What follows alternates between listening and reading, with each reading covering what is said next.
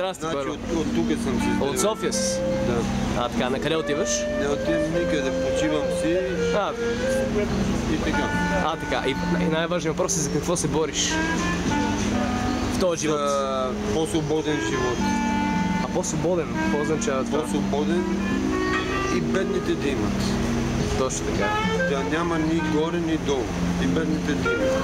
А какво си взел днеска? 4 лева, които се наядат. Предишните дни. И това 4 лева ли си струва? А? 4 лева? Какво каза? Общо 6 лева съм изкарал днес. Това е малко, нали? Малко е. За бедния човек е малко. За бедния човек. Това е нищо. За нищо, да. Абе, има една лоша поговорка. Homo на lupus est. Човека за човека е вълк. Това пак ли е? Това на латински ли е? На латински. Хомо е хомо, сепа е... Homo на lupus est. Човека за човека е вълк. Ясно. Не знаеш кой ти е враг сегашно време. Нещо такова искам да кажа. Одеме тук, бръмчим, да изкараме някакви стинки. Бръмчиш да изкараш някакви стотинки. Какво да правим? Няма ли стотинки? Няма. Плащам всяка вечер по 5 лева квартира. 5 лева квартира? Къде е? Къде е тази квартира? Махалата.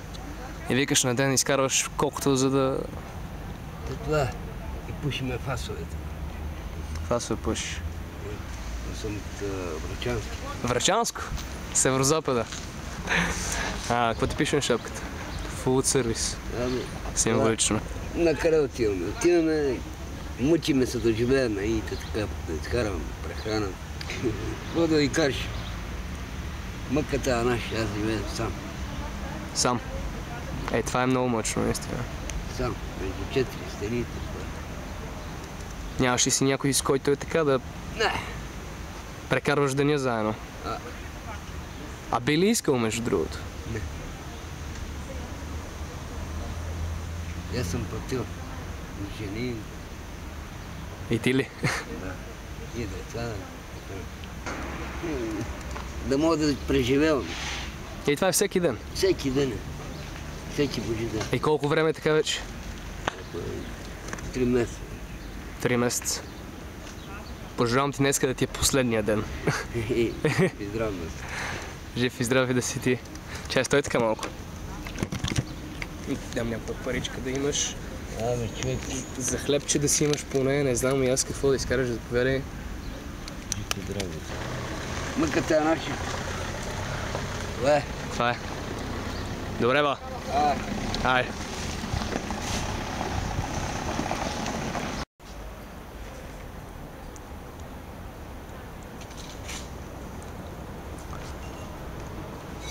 Днеска идвам от кофите тук да изкарам някакво лев, защото не стигат парите. Не стигат, нали? Отивам си вкъщи. Хубаво, че имаш къщи. Нали? И имам, те взимат всичко. Ужас. Честно казано за нищо. Честно казано. Просто ден за ден. Пак е трудно казано ден за ден, защото и ден за ден никой не ти дава нещо. Нали? Честно ти кажа, аз не имам много хора в неравностойно положение като теб, които обикалят кофите, стоят и просто и така нататък. И всеки се бори за нещо различно. Ние се бориме, обаче мене лично ме е белът от дете. Защото баща ми е бил в Белене и аз изпътих толкова много, че вече нямам практики да говорим. Да. Аз даже не съм негов син, той ме е взел от дом. Проклине майка си, къде ме оставила там в този лица. И така нататък. Нашата е какво да ти кажа. Според мен това не е добре, съжалявам много. Ама... От побоище от такова омръзна ми да ме следят, омръзна ми да ми правят калташки номера, омръзна ми... И някой те следи в момента ли, смисъл? То в момента не, обаче той винаги си намира начин, щом малко си по-хубав, малко парички да имаш и веднага те намира и те блокират. Сериозно? И така е в България, брат. Ужас. Не ти го пожелавам. Не ти го пожелавам и на тебе. И какво сега продължаваш да обикаляш кофите? Какво да ти кажа, обикаля. А ти иначе какво събираш, ако не са шишета? Хартия, картон? Връщал съм всичко. Буркане. Така съм оцеляла. Не дей така. В смисъл, ако можеш така всеки ден да си кажеш всеки ден да се бориш за нещо. Нещо, което дори да е малко да си кажеш, ето този ден ще се боря за това нещо. Знаеш ли колко ще ти се осмисли така или иначе сивото и гадно ежедневие? Пожелавам ти го, наистина запомни това от мене. Всеки ден си кажи нещо, за което да се боря. Направи примерно всеки ден нещо добро за друг човек. Сериозно ще ти направи нещо много по-ценностно. Цял живот съм правил добра на хората, само виждам едно.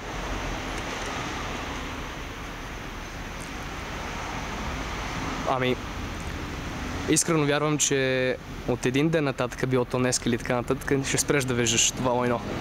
И ще видиш нещо хубаво.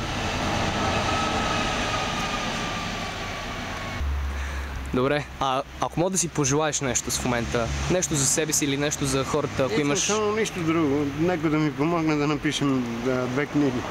Сериозно? Да.